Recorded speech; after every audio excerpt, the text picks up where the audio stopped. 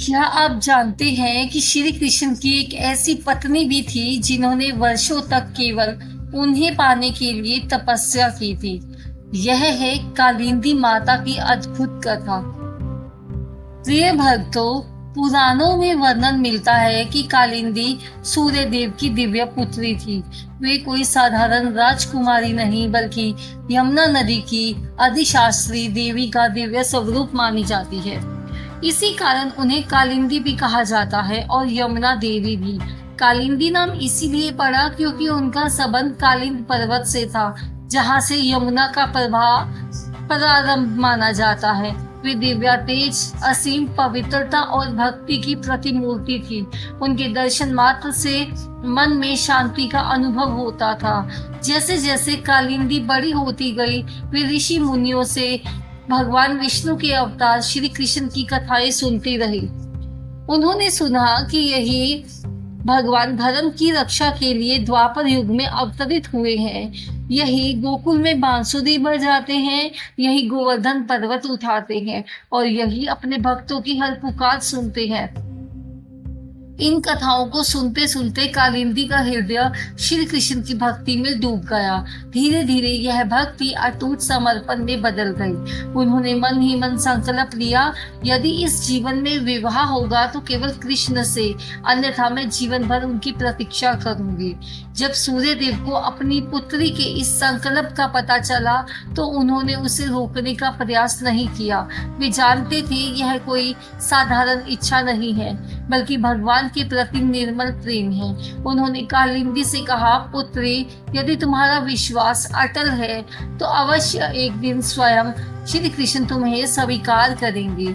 सूर्य देव ने यमुना तट पर कालिंदी के लिए एक सुंदर आश्रम बनवाया ताकि वहां बैठकर वे भगवान का ध्यान कर सके। इसके बाद कालिंदी ने राजसी सुख, वैभव और सुविधाओं का त्याग कर दिया। वे प्रतिदिन यमुना के निर्मल जल में स्नान करती, भगवान श्री कृष्ण का ध्यान करती और एक ही प्रार्थना दोहराती, हे नाथ, मैं आपको पाने के लिए तप कर रही हूँ। यदि मेरी भक्ति सच्ची है तो एक दिन आप स्वयं मेरे पास अवश्य आएंगे। उनके मन में न अधीरता थी न शिकायत, उन्हें केवल अपने प्रभु पर पूरा विश्वास था। दिन बीत गए, महीने बीतते गए, फिर वर्ष भी बीत गए, लेकिन कालिंदी का संकल्प जरा भी नहीं बदला। लोग कहते, इतने वर्षों से तप कर रही हो, क्या तुम्हें विश्वास है कि श्री कृष्ण आएंगे? कालिंदी मुस्कुरा कर कहती, सच्चे प्रेम में प्रतीक्षा कठिन नहीं होती। जहाँ विश्वास होता है वहाँ देर हो सकती है, लेकिन भगवान कभी देर नहीं करते। उनकी यही अटूट श्रद्धा एक दिन फल देने वाली थी। प्रिय भक्तों, कालिंदी यमुना के किनारे बने एक छोटे से आश्रम में रहती थी। उनका जीवन बहुत सरल था। सुबह सूर्योदय से पहले वे यमुना स्नान करती, फिर भगवान श्री कृष्ण का ध्यान लगाती। दिन भर जप, ध्यान और भक्ति में उनका समय बीतता। उन्होंने कभी धन, वैभव या राज सुख की कामना नहीं की।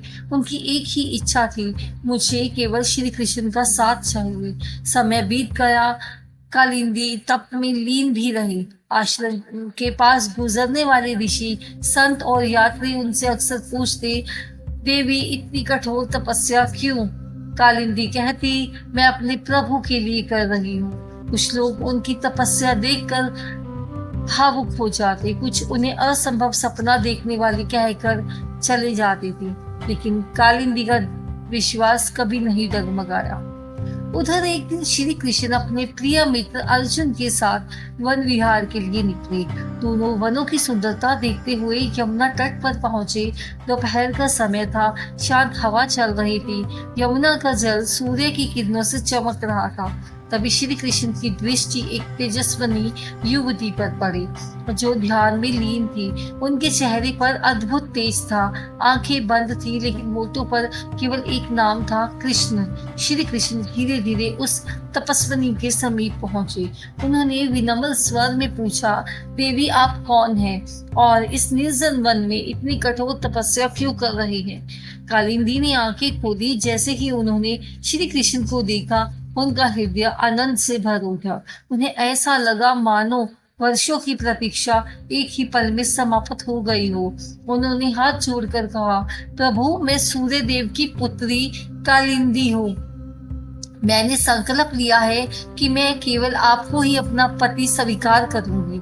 जब तक आप मुझे स्वीकार नहीं करेंगे, मैं यही तपस्या करती रहूंगी। कालिंदी की बातें सुनकर अर्जुन हैरान रह गए। उन्होंने पहली बार इतना निर्मल और निष्काम प्रेम देखा था।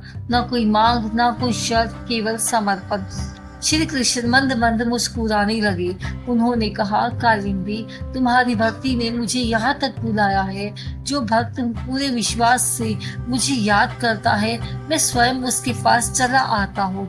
यह सुनते ही कालिंदी की आंखों से आनंद के आंसू बह निकले। श्री कृष्ण ने कालिंदी से कहा, अब तुम्हारी प्रतीक्षा समाप्त हुई, चलो मेरे साथ द्वारका चलो। कालिंदी ने श्रद्धा से श्री कृष्ण के चरणों में प्रणाम किया। फिर भगवान ने उन्हें अपने दिव्य रथ पर बिठाया।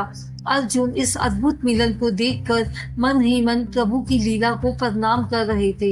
यमुना तट पर जिसने वर्षों तक कालिंदी की तपस्या देखी थी, आज उनके मिलन का साक्षी बन गया था। अब श्री कृष्ण मंद मंद मुस्कुरा रहे थे, क्योंकि वे जानते थे यह केवल एक विवाह नहीं, एक सच्ची भक्त की तपस्या का फल था।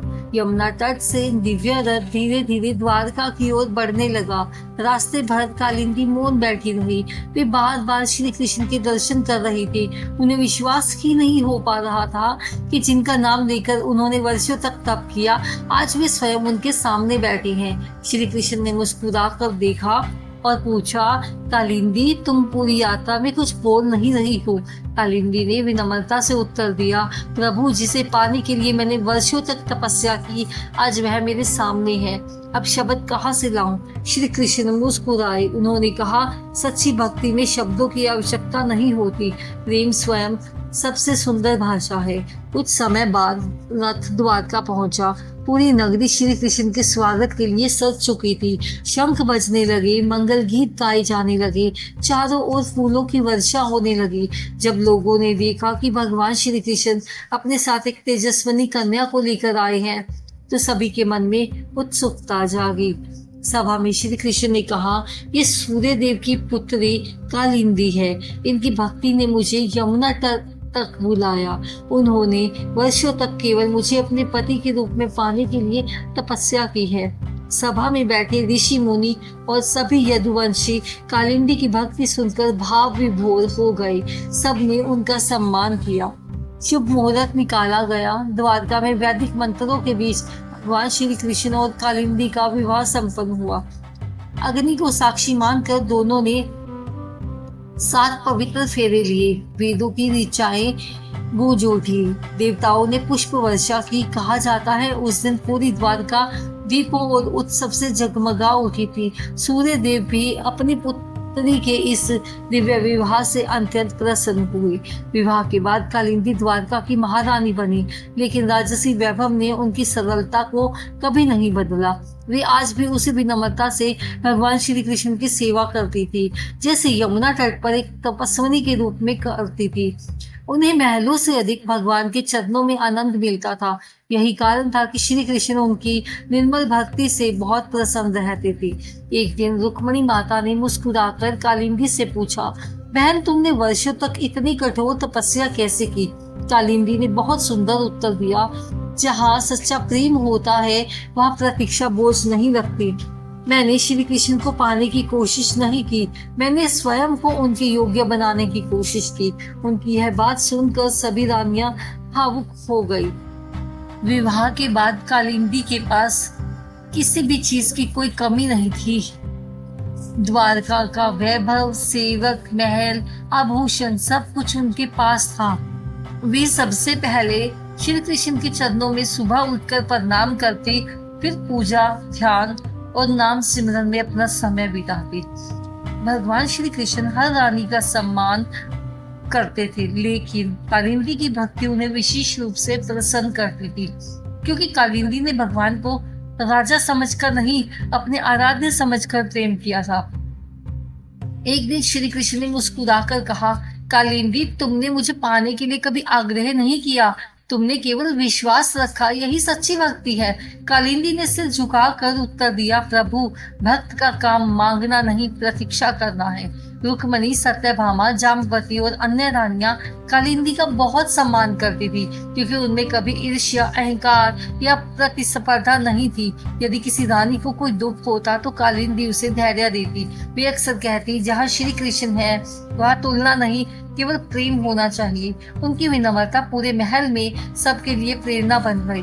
कालिंदी केवल श्री कृष्ण की रानी ही नहीं थी, वे यमुना का दिव्य स्वरूप भी मानी जाती थी। इसी कारण श्री कृष्ण को यमुना तट अत्यंत प्रिय था। वृंदावन की अनेक लीलाएं यमुना के किनारे ही हुई। कालिंदी का जीवन मानव भक्ति और पवित्रता का प्रतीक था। कहा जाता है, जो श्रद्धा से यमुना मैया का स्मरण करता है उसे श्री कृष्ण की कृपा अवश्य प्राप्त होती है। एक दिन महल की एक दासी ने कालिंदी से पूछा, माता, आपको भगवान को पाने का सबसे बड़ा रहस्य क्या लगता है? कालिंदी मुस्कुराई और बोली, भगवान तक पहुंचने का मार्ग तपस्या से शुरू होता है, लेकिन पूरा होता है विश्वास और धैर्य से। जो बिना शिकायत के प्रतीक्षा करता है, भगवान स्वयं उसके जीवन में आते हैं। उनकी यह बात सुनकर महल में उपस्थित सभी लोग भावुक हो गए। प्रिय भक्तों, यमुना तट पर तपस्या करने वाली कालिंदी आजीवन भगवान श्री कृष्ण के चरणों में समर्पित रही। उन्होंने कभी भगवान से धन नहीं मांगा, राज्य नहीं मांगा, सिर्फ उनका साथ मांगा। लेकिन समय का नियम है, जो इस संसार में आया है उसे एक दिन अपनी लीला समेटनी ही पड़ती है। यादव वंश का अंत हो चुका था और अब वह क्षण आ गया था जब श्री कृष्ण अपने दिव्य धाम लौटने वाले थे।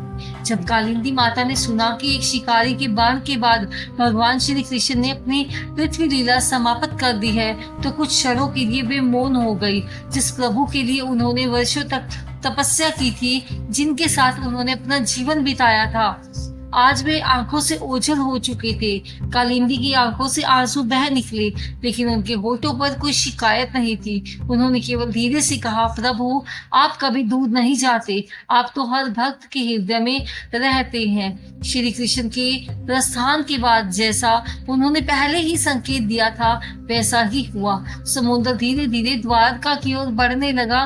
भव्य महल, सुंदर उद्यान, राजमार्ग सब समुद्र की लहरों में समाने लगे।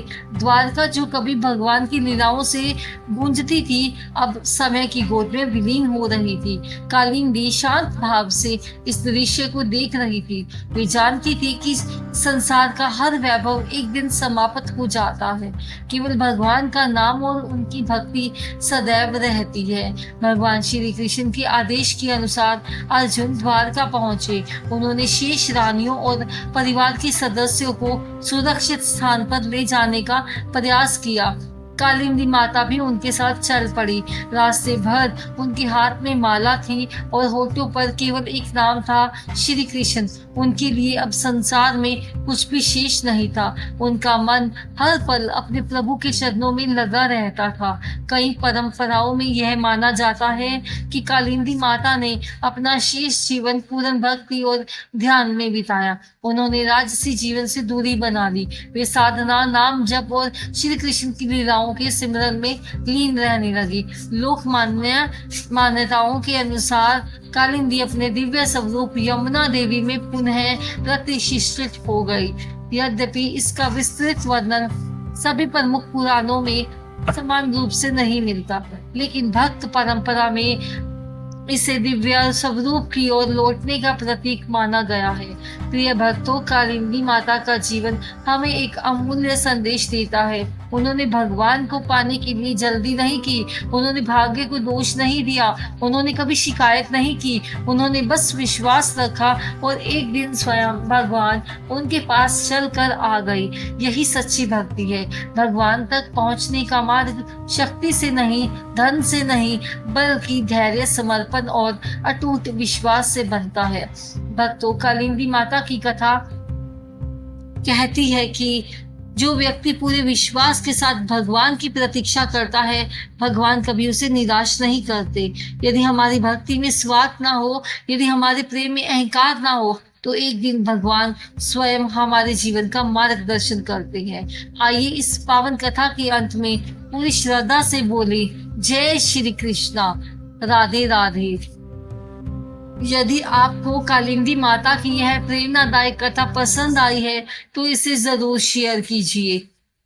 अगले वीडियो में हम श्री कृष्ण की एक और दिव्या रानी की अद्भुत कथा लेकर आएंगे। तब तक प्रभु का नाम जपते रहिए। राधे राधे।